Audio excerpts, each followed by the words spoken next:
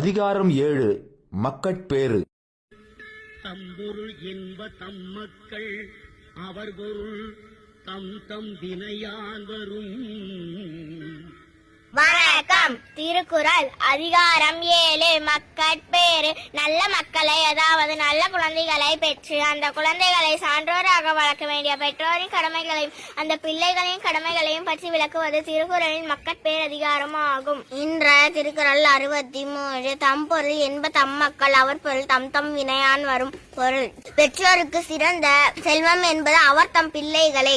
அப்பிள்ளைகளுக்கு உரிய செல்வம் அவர்களின் செயல்களால் வந்து சேரும். தங்கள் முன்னோர்களின் செல்வத்தை கொண்டு வாழுதல் சிறப்பாகாது என்று திருவள்ளுவர் கூறுகிறார்.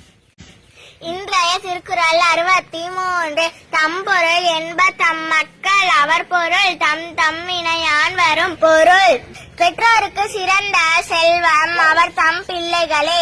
அப்பிள்ளைகளுக்குரிய செல்வம் அவர்களின் செயல்களால் வந்து சேரும். தங்கள் முன்னோர்களின் செல்வத்தை கொண்டு வாழுதல் சிறப்பாகாது. 3502.